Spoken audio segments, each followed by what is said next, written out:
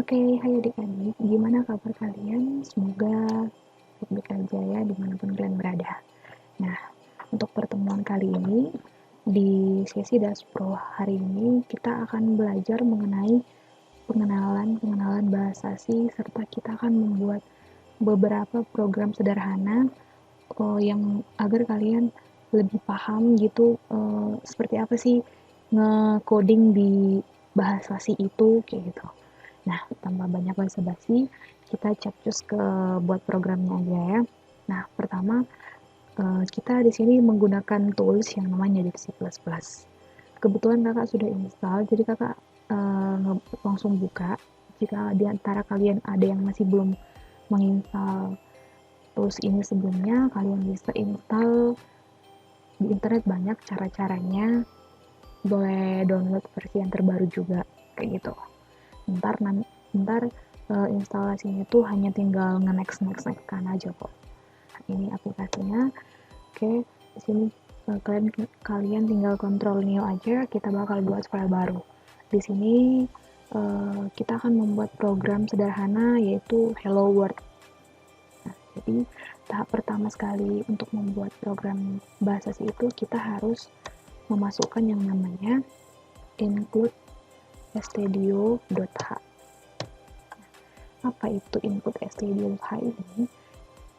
Nah, stdio.h itu adalah kepanjangan dari standar input output dari si header. Nah, hanya itu header kayak gitu.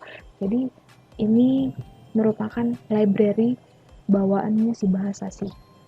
Jadi di dalamnya ini terdapat berbagai fungsi, sintaks, pendeklarasian, variabel-variabel yang kita tinggal gunakan saja kayak gitu. Kemudian setelah kita masukkan headernya, library header yang ini, kita masuk ke dalam, kita kan ini mau buat hello world. Nah, kita langsung membuat yang namanya fungsi utama. Jadi in main, sintaksnya seperti ini. Kita buka kolom kerawal, ntar in main. Di sini kita hanya langsung ngeprint, ada namanya printf. Printf itu gunanya untuk mencetak inputan yang kita masukkan ke code kita, kayak gitu. Nah, printf ada juga yang namanya scanf, tapi nanti kita bakal bahas juga. Tapi kita di sini masih belajar printf-nya juga dulu. Di sini printf. Nah, di sini kita tinggal mengetikkan yang namanya hello world. Dan jangan lupa untuk menambahkan titik koma di akhirnya. Setelah di printf, kita bisa langsung return 0. Nah, apa gunanya return 0 ini? Return 0 ini gunanya untuk menyatakan bahwa program kita itu udah baik dan nggak ada lagi kesalahan. Itu nanti bakal kelihatan ketika kita merun code kita ini. Tapi sebelumnya kita save dulu file ini. Kita save di desktop aja, kita kasih namanya hello world. Hello world. Nah, di sini extensionnya kita pilih aja langsung pakai .c aja. Oke, save. Nah, ini sudah seperti ini.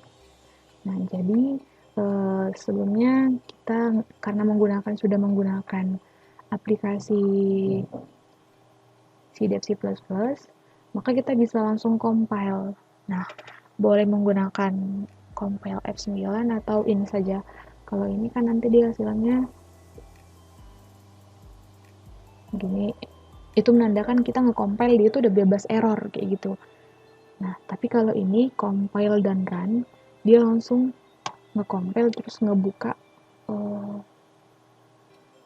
hasilnya kayak gitu, kayak gini. Jadi, nah, ini hasilnya, ini code kita tadi, hasilnya seperti ini, hello world. Nah, dia langsung mencetak nih, dicetak dia apa yang udah kita input di dalamnya, kayak gini. Nah, itu yang return 0-nya ini kelihatan di sini, return value 0. Nah, ini artinya code kita ini sudah berjalan dengan baik dan tidak ada kesalahan, kayak gitu. Nah, cukup sekian. Nah, tapi di sini kan masih sangat sederhana nih, masih banyak sintaks. Jadi kakak mau memberikan sedikit tambahan. Kita komen dulu untuk yang si printf, tapi kita di sini akan menggunakan yang namanya scanf. Sebelum ini kita akan sebelum kita mengescan, nah scanf ini apa? Scanf itu tulisannya seperti ini, scanf. Scanf ini apa? Dia itu suatu perintah untuk kita menginput. Jadi kita inputan kita tuh seperti apa jenisnya, itu kita masukkan ke dalam si scanf ini. Tapi sebelum kita melakukan scanf, kita itu harus mendefinisikan yang namanya variabel yang akan kita gunakan nanti. Jadi misalnya kita mau menginput nomor angka gitu ya, angka. Jadi kita masukkan integer. Misalnya kita mau input umur kayak gitu ya, titik koma. Nah di sini keep scanf, kita buka kutip. Nah di sini formatnya itu adalah kita masukkan tipe format di dalam sini, di dalam kurungnya ini, terus koma nama variabel dari format si ini, kayak gitu, dari format yang kita masukkan di sini. Scanf itu di sini adalah formatnya itu adalah kode format. Kode format itu apa? Itu kayak misalnya untuk integer nih, kode formatnya itu %d. Kemudian kalau tipe datanya char, dia %c.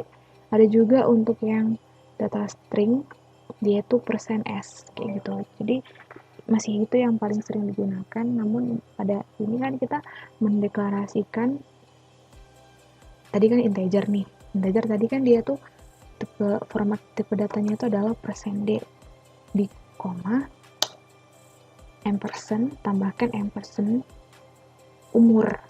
Nah, jadi si %d itu dia untuk si umur. Oke. Kemudian kita setelah di scan, nah ini kan kita udah nge-scan nih. Kita masukkan printf. Kita mau mencetak hasil yang bakal kita isi di sininya. Jadi kita cetak. Jadi kita kasih umur saya adalah umur saya, maka ini adalah %d. Nah, %d ini apa? Jadi umur saya, nanti ketika dia di print umur saya, dia bakal ngebaca yang kita isi di sini, kayak gitu. Kemudian jangan lupa untuk menambahkan umur, karena dia bingung kan, ini punya siapa, ini umur, ini %d format tipe data punyanya si umur, kayak gitu. Kita koma. Jadi kalau kita coba run, kita save, kita run. Nah, di sini dia bakal kosong kan, tapi sebenarnya itu dia meminta inputan sesuatu bertipe data integer. Maka kita masukkan saja misalnya umurnya 17, umur saya 17, kayak gitu.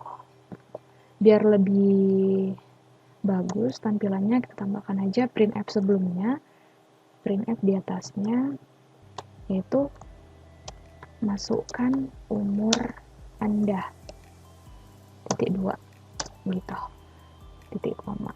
Jadi kalau kita masukkan seperti ini, kita langsung run. Nah, jadi dia lebih interaktif, nah gitu, lebih enak dilihat dan lebih gampang bahwa dia itu lagi meminta inputan gitu. Misalnya kita masukkan 17, nah umur saya 17, kayak gitu.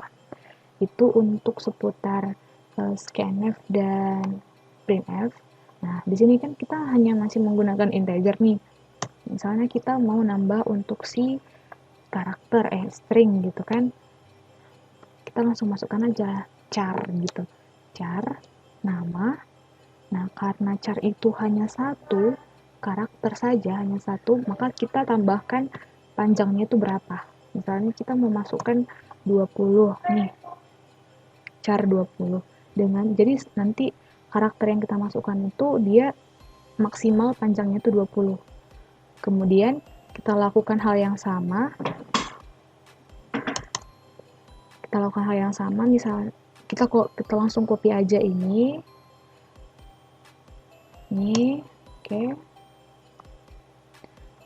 Nah, tapi di sini kita printf, kita ganti, masukkan nama Anda. Nah, karena ini char, maka kita ganti dia menjadi, karena ini string maksudnya, kita tambahkan s. Jadi format untuk tipe data string itu adalah %s. Kita tambahkan lagi dia %s terhadap ampersand si nama. Oke, maka kita print, kita cetak nama saya. Ini kita ganti menjadi %s terhadap si nama, kayak gitu. Jadi kita save, kemudian kita run. Nah, dia bakal minta nomor Anda 17. Oh, oke. Dia sudah berhasil, cuman di sini kita kurang enter saja supaya dia lebih bagus kelihatannya. Maka namanya saya Apria. Oke, nama saya Apria. Nah, seperti itu. Untuk lebih memperbaiki tampilannya, kita tambahkan saja di sini \n yang artinya itu adalah enter sebanyak 2 kali. Jadi setelah umur saya adalah ini, dia bakal meng-enter sebanyak 2 kali. Oke, kita save, terus kita run ulang. Masukkan umur Anda 17 tahun. Ya, gitu kan. Jadi dia nge-enter, pertama di sini dia enter, kemudian keduanya di sininya, kayak gitu. Kemudian nama Apria. Nama saya Apria, kayak gitu. Paham ya? Jadi seperti itu untuk fungsi printf dan scanf-nya. Namun perlu juga untuk kalian ketahui, jadi ini devc plus. Jadi ada yang namanya min.gw. Min.gw itu bisa kalian adalah file yang file yang berguna untuk menjalankan program kalian. Karena kalau nggak ada min.gw, kalian nggak bakal bisa nge-compile program yang telah kalian buat. Jadi min.gw itu dapat dilihat di mana? Misalnya di sini min.gw. Nah, ini dia min.gw. Jadi kalau kalian sudah menginstal C++, secara langsung dia sudah memiliki min.gw punyanya sendiri, kayak gitu. Jadi proses menjalankan program di C++ itu, jika kalian tidak menggunakan aplikasi C++, kalian bisa menginstal yang namanya min.gw. Misalnya nih, kalian mau menjalankan file yang udah kita buat tadi itu ada di desktop tadi kan. Jadi pertama kali caranya itu kita harus menggunakan yang namanya gcc. Nah, tapi kan di sini sebelumnya kita buka dulu command prompt gcc. Nah, di sini gcc-nya belum ada, kayak gitu kan. Itu kan dia nggak ada kan, masih belum ada, berarti kita belum bisa menjalankan program bahasa C kita itu menggunakan command prompt. Jadi cara yang lain bisa dengan kalian menggunakan min.gw-nya si C++ ini untuk menjalankan program kalian. Caranya kalian buka dari local disk C, program files, C++, min.gw bin. Nah, ini kalian copy, Ctrl copy, kemudian kalian buka yang namanya environment variable di laptop kalian.